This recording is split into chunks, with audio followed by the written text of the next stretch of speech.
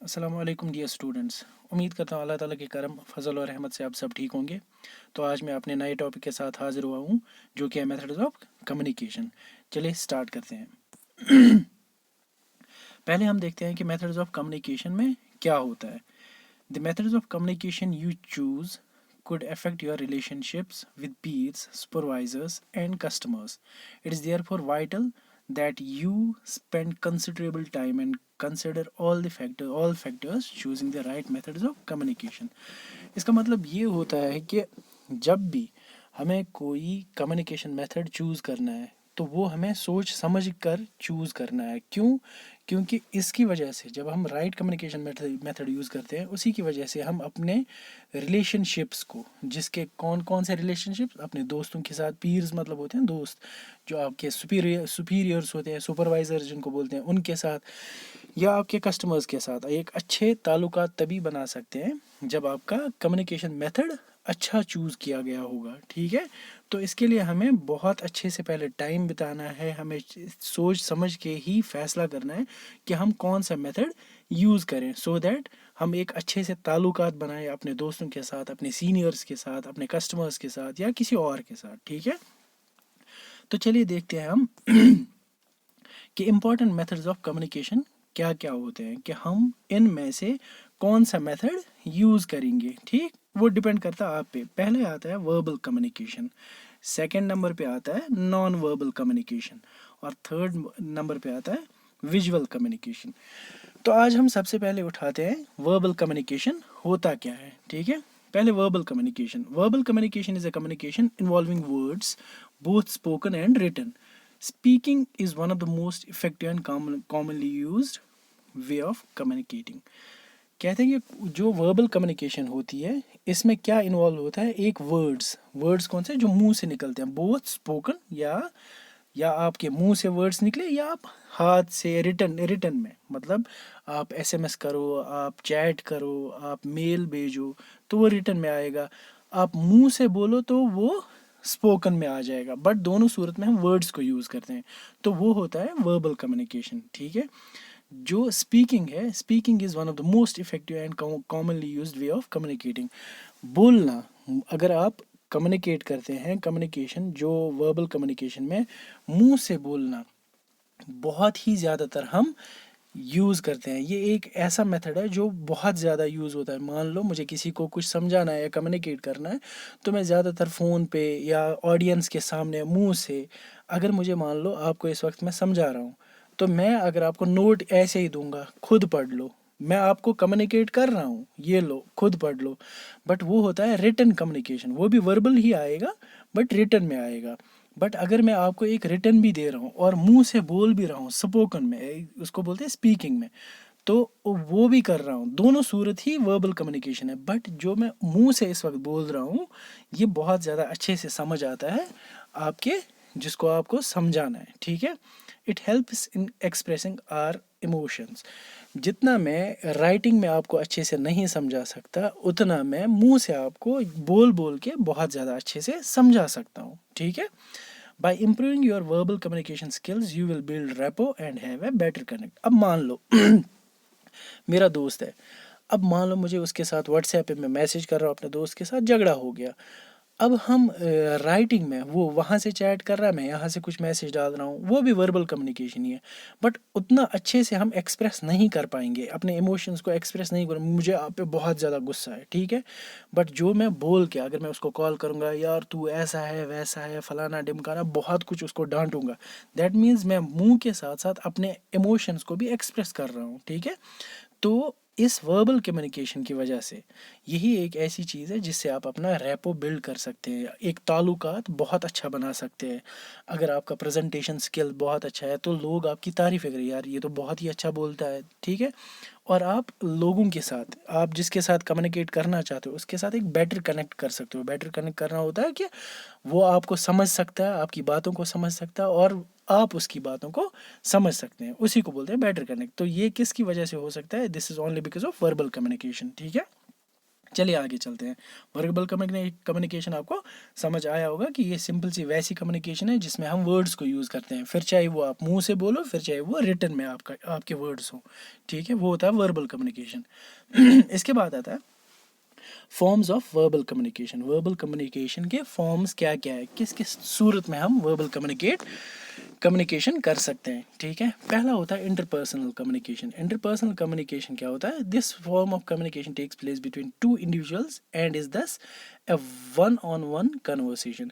Interpersonal communication किन दो individuals के बीच में, दो पर्सन्स के बीच में होता है, और इसको बोलते हैं वन ऑन वन कन्वर्सेशन। मान लो रियाज और अहमद एक दूसरे के साथ बात कर रहे हैं, रियाज अहमद को कुछ बोल रहा है, अहमद रियाज को कुछ बोल रहा है, तो ये वन ऑन वन कन्वर्सेशन है, इसको बोलते हैं इंटरपर्सनल कम्युनिकेशन, ठीक। इट कैन बी फॉर्मल और इनफॉर्मल। ये फॉर्मल भी हो सकता है और इनफॉर्मल भी हो सकता है। मान लो यही रियाज और अहमद अगर एक ऑफिस एनवायरनमेंट में है या स्कूल में है, तो ये फॉर्मल कम्युनिकेशन फॉर्मली मतलब फॉर्मल कम्युनिकेशन मतलब एक बहुत अच्छे लहजे में या फॉल लैंग्वेज यूज़ नहीं कर रहे हैं, बुरे या मतलब अजीब से वर्ड्स यूज़ नहीं कर रहे हैं, तो प्रोफेशनल एनवायरनमेंट में तो वो प्रोफेशनल लैंग्वेज को यूज़ कर रहे हैं, तमीज़ से बात कर रहे हैं एक दूसरे के साथ, ठीक, कम्युनिकेट कर रहे हैं। अगर दूसरी सूरत में ये इनफॉर्मल भी हो सकती है, जिस तरह यार दोस्त बैठे रहते हैं कहीं पेड़ के नीचे पार्क में, हाँ यार वो ये फलाना ढिमकाना, इधर की बातें उधर, उधर की बातें, मतलब कैजुअली, मतलब बिना किसी चीज़ के परवाह किए हुए ये कुछ भी बोल सकते हैं, बट अगर ये प्रोफेशनल इन्वायरमेंट में नहीं होंगे, ठीक है। एग्जाम्पल क्या है इसका? टू फ्रेंड्स डिस्कसिंग होमवर्क और two persons talking to each other over phone और वीडियो कॉल। तो ये इसका इंटरपर्सनल कम्युनिकेशन एक सिंपल सा एग्जाम्पल है कि दो दोस्त एक दूसरे के साथ कोई कोई भी बात करें, फिर चाहे वो होमवर्क के बारे में हो, फिर चाहे वो एग्जाम के बारे में बात या डेट शीट के बारे में, तो वो इंटरपर्सनल कम्युनिकेशन है।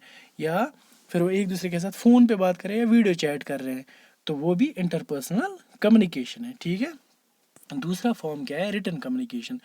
रिटन कम्युनिकेशन खुद बता रहा है कि यहाँ पे राइटिंग के वर्ड्स, जिस तरह वर्बल कम्युनिकेशन मैंने बताया ये वर्ड्स होते हैं, फिर चाहे वो मुंह से बोले जाए स्पीकिंग में या फिर राइटिंग में वर्ड्स होंगे, ठीक है।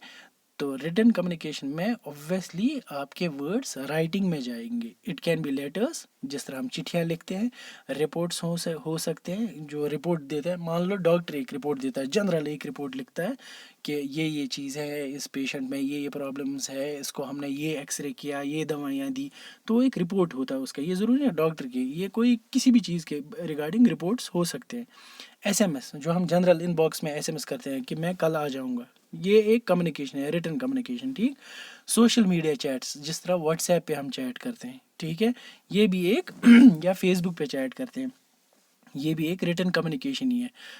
एटिस्ट्रा, it can be between two और मोर पीपल। ये ज़रूरी नहीं है यहाँ पे दो, जिस तरह इंटरपर्सनल में सिर्फ दो इंडिविजुअल्स इन्वॉल्व होते हैं, यहाँ पे दो से ज़्यादा भी लोग इन्वॉल्व हो सकते हैं, जिस तरह ग्रुप चैट करते हैं, ठीक है। व्हाट्सएप पे आपका ग्रुप क्रिएट हुआ है जिसमें 50-60 बंदे आप एक दूसरे के साथ चैट कर सकते हैं, तो वो रिटन कम्युनिकेशन में ही आएगा। इसके बाद क्या आता है?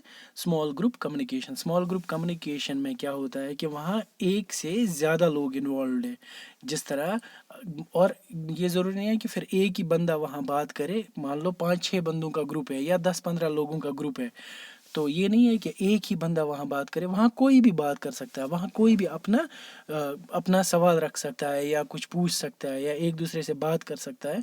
तो जिस तरह एग्जाम्पल है इसका प्रेस कॉन्फ्रेंस, मिसाल के तौर पर एक मिनिस्टर ने प्रेस कॉन्फ्रेंस बुलाई, तो वहाँ न्यूज़ वाले होते हैं, मीडिया वाले होते हैं, मीडिया वाले क्वेश्चंस पूछते हैं, प्रेस वाले वहाँ से मिनिस्टर वापस आंसर करता है, या मिनिस्टर कुछ और पूछता है तो प्रेस वाले वापस आंसर करते हैं, ठीक है। इसी तरह टीम मीटिंग, मान लो मेरी क्रिकेट टीम है, तो मैंने अपनी टीम को बोला कि कल पार्क में मिलना, हमें मीटिंग करनी है कि कैसे कैसे हम अगले मैच को खेलेंगे।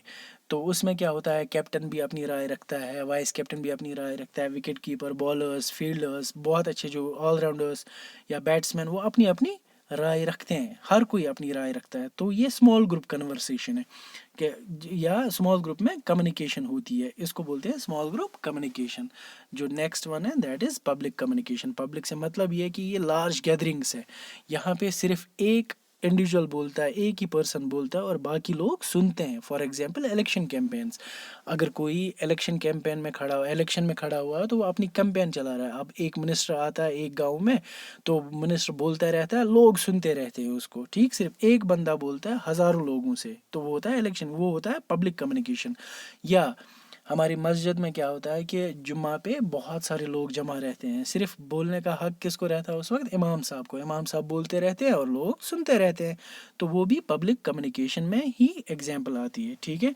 तो ये 4 फॉर्म्स हैं वर्बल कम्युनिकेशन के। एक होता है इंटरपर्सनल कम्युनिकेशन, जब दो दोस्त बात कर रहे हैं, चाहे वो फॉर्मल में बात करें या इनफॉर्मली बात करें, तो वो होता है इंटरपर्सनल। रिटन में जब दो या दो से ज़्यादा लोग एक दूसरे के साथ बात करें, बट रिटन में, बोल के नहीं, रिटन में वो चैट करें एक दूसरे के साथ, चाहे फिर मैसेज हो, एसएमएस हो, लेटर्स, चिट्ठियाँ लिखी हुई एक दूसरे को, तो उसको बोलते हैं written communication. Small group communication में क्या होता है, यहाँ दो से ज़्यादा, छोटा ग्रुप ही होता है, तो यहाँ मुंह से बात करते हैं, एक दूसरे के साथ बात करते हैं कि अपनी अपनी राय रखते हैं। जिस तरह टीम मीटिंग्स होती है, क्रिकेट टीम मीटिंग होती है, तो छोटा सा ग्रुप होता है, 10-15 लोगों का ग्रुप, ठीक। पब्लिक कम्युनिकेशन भी एक ऐसी कम्युनिकेशन होती है जहाँ सिर्फ एक बंदा बोलता है, बाकी हज़ारों लोग सुनते हैं, लार्ज गैदरिंग, ठीक। जिस तरह इलेक्शन कैंपेन्स है, पब्लिक स्पीच बाय डिग्निटरीज एटिस्ट्रा, ठीक है। तो ये 4 फॉर्म्स ऑफ वर्बल कम्युनिकेशन है, 4 फॉर्म्स ऑफ वर्बल कम्युनिकेशन। इसके बाद इसका एडवांटेज क्या है, वर्बल कम्युनिकेशन का एडवांटेज क्या है? It is an easy mode of communication. सबसे पहले ये बहुत ईजी होता है किसी को कुछ समझाना, कम्युनिकेट करना, कुछ भी, in which you can exchange ideas by saying what you want and get a quick response. जहाँ पे वर्बल कम्युनिकेशन का एक ये फ़ायदा है कि जहाँ पे आप अपने आइडियाज़ को शेयर कर सकते हो किसी और के साथ, और उसको ये बोल सकते हो व्हाट यू वांट, कि मुझे क्या चाहिए एक्चुअली, और उसके बदले में आपको जल्दी रिस्पॉन्स मिलता है। मिसाल के तौर पर, अगर मुझे अपने दोस्त को बोलना है, मेरा दोस्त है, उसका नाम है मुश्ताक, मुश्ताक को मैं फ़ोन करूँगा, मुश्ताक कल आप स्कूल आ रहे हो, तो मुश्ताक बोलेगा हाँ या ना, इंस्टेंटली। अब जो ये इजी मोड है वर्बल कम्युनिकेशन, अब मैं क्या करूँगा, अब पहले मैं सोचूंगा, नहीं मैं ना वहाँ जाऊँगा मुश्ताक के घर, फिर वहाँ से बात करूँगा या कुछ और, तो वो तो सही नहीं है। या मैं फिर बोलूँगा कि मुझे चिट्ठी लिखनी है उसको, है तो वर्बल कम्युनिकेशन, चिट्ठी लिखना भी वर्बल कम्युनिकेशन है, बट मुझे क्विक रिस्पॉन्स कहाँ से मिलेगा? वर्बल कम्युनिकेशन, जब मेरे मुंह से वर्ड्स निकलेंगे, स्पोकन वर्ड्स, ठीक है। तो यही चीज़ है कि आपको right method of communication choose करना है। तो इसकी वजह से आप एक्सचेंज कर सकते हो आइडियाज़, कि आपको जानना है कि क्या करना है कल, और उसका क्विक रिस्पॉन्स इसी की वजह से आपको मिल सकता है, वर्बल कम्युनिकेशन की वजह से, ठीक है। इसका और क्या फ़ायदा है? Verbal communication also enables you to keep changing your interaction as per the other person's response.